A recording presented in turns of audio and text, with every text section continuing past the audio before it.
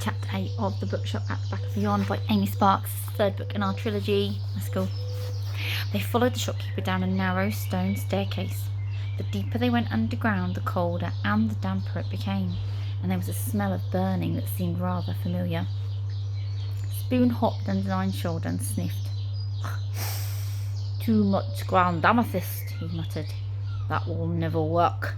Any moment now it'll go." Boom! The small explosion forced a little puff of sickly smelling lilac smoke up the staircase towards them. Nine spluttered, but Spoon smiled. It faded into nothing as they moved through the lilac smoke, but then they came to a sudden stop. "We're here," Alfwyn said, as Flabbergast almost walked into the back of him. "Oh dear," said Flabbergast. Nine peered around him to see a closed wooden door with a small window in the middle.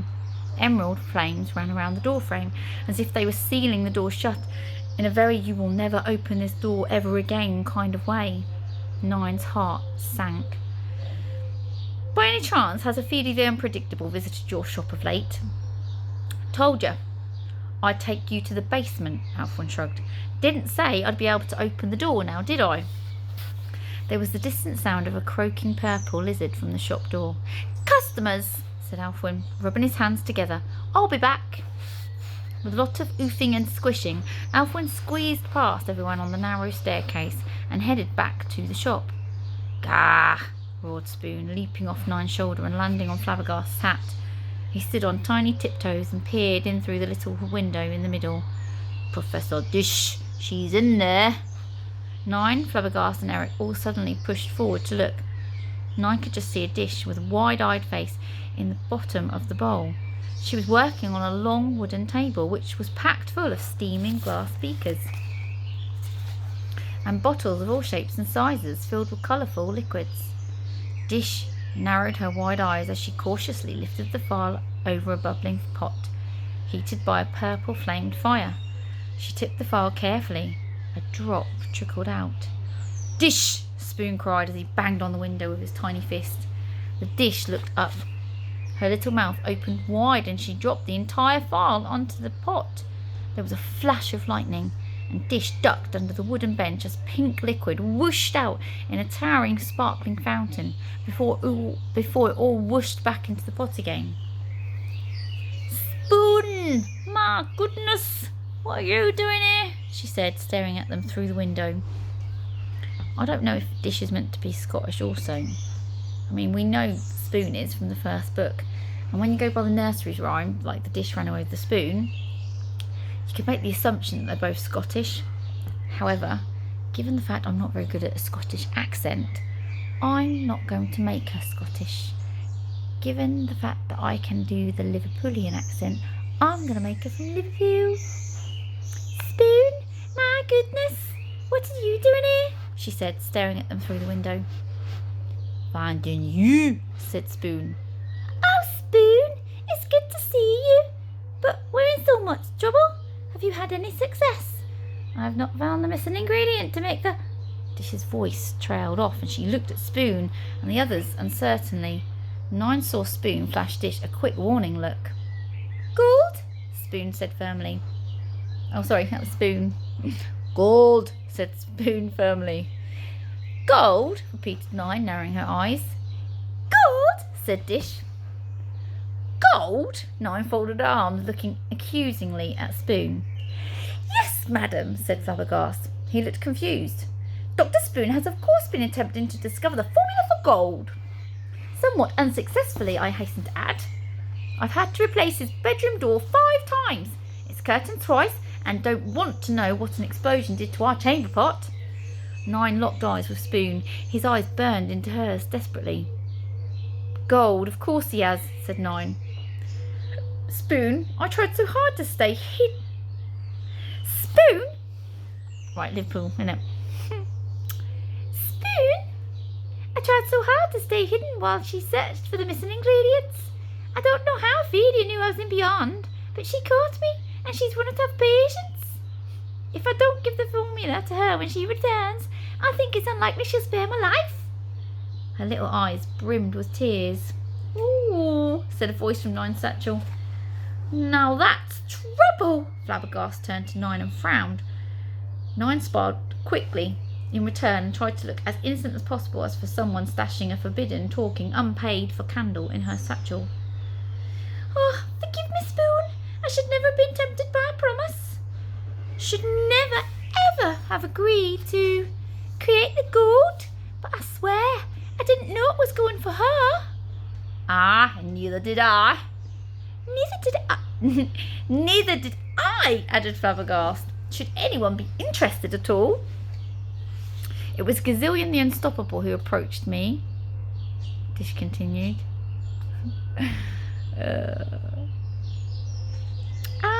It was Gazillion the Unstoppable who approached me, Dish continued, and he said it was for someone incredibly dangerous, and that this person would grant me a powerful magical gift if I succeeded. She gulped. But be punished with unthinkable consequences as if I failed, and Spoon, I was so sure we could do it. Spoon tugged at Flabbergast's hat.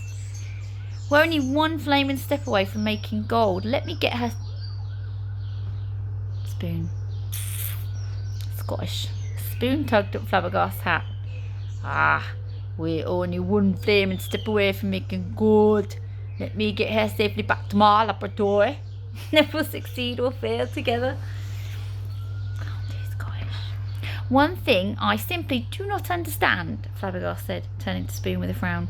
Why in the name of strawberry iced tea does my aunt want a Dish to create gold? Surely she has wealth enough. Dish and Spoon exchanged a shifty glance between one another. Well, Dish began, but stopped abruptly as Alfwyn shuffled his way back down the cellar stairs. Flabbergast narrowed his eyes at Dish, but rotated round to face Alfwyn, elbowing Nine in the air as he did so. You, sir, we must release this Dish and remove her from your basement. Alfwyn looked grim, but there was a definitive glint in his eye. He pursed his lips and sucked in air noisily. Ooh, don't know about that now, he said, shaking his head. I watched careful, like when Ophelia cast that spell. Could break it easy enough, but, he raised his eyebrows, it'd be me in a lot of trouble, know what I mean? Do it, shouted Spoon. Don't know if you got anything worth me taking that sort of risk for. Spoon looked at Alfwyn and growled through gritted teeth. Name your price, laddie. A creepy smile spread across Alfwyn's face. 50 bars of your purest gold, he whispered, his eyes lighting up. Before you leave beyond, if you don't come with it here before closing time, I'll know. He leaned closer and smiled darkly. I've got eyes everywhere, I have. Fine, said Spoon. Are you out of your wooden head? Nine hissed. It's yours, continued Spoon, ignoring her. Now, set her free, laddie. Do we trust him? Nine whispered to Flabbergast. Do we have a choice, madam? Flabbergast whispered back. Nine sighed and strained her eyes as Alfwyn muttered something under his breath. Crimson strands shot from his fingertips again and entwined with the emerald flames running through the door. The flames fought back, trying to overpower the crimson strands until they ran out of strength and fizzled out. The door opened into the basement room and Dish came running out, clutching a little suitcase. Spoon leapt down from the wizard's shoulder towards Dish, and she threw a spindly arm around his shoulders. To the house, said Spoon. We don't have much time. He cast a look at Flabbergast, then Dish and Spoon hopped over everyone and ran up the stone steps towards the shop floor. Eric, Flabbergast and Nine all unsquished themselves enough to walk up to the steps after them. Nine looked over her shoulder as they went. Alfwyn, the indubitable, leaned against the doorframe, arms folded and smiling smugly. See you later, he said in a low, threatening tone. Nine gave him a withering look that could topple a tower and headed up to the shop. Dish and Spoon were already at the front door, whispering. Nine saw them jump a little when Eric and Flabbergast came through the sparkly curtain strips at the doorway to the shop, and as they entered, Nine immediately had that feeling again, where there was someone else was there watching. She passed the cat statue, She leaned towards it and narrowed her eyes. The cat was still looking over Nine's shoulder. "You can see it, can't you?" Nine whispered to the statue. "Someone's following me, aren't they?" A little shiver ran down Nine's spine as the cat's eyes then shifted to look directly at Nine, and a little smile spread over its face. But it remained completely silent. Nine huffed. "Keep your secrets, then." The purple lizard croaked again as Flabbergast opened the door. They all stepped out into the street, followed by their basket, and Nine's heart skipped a beat, because there, in the middle of the alleyway, opposite them, with a shopping basket just behind him, was Gazillion the Unstoppable. That will take us to Chapter 9.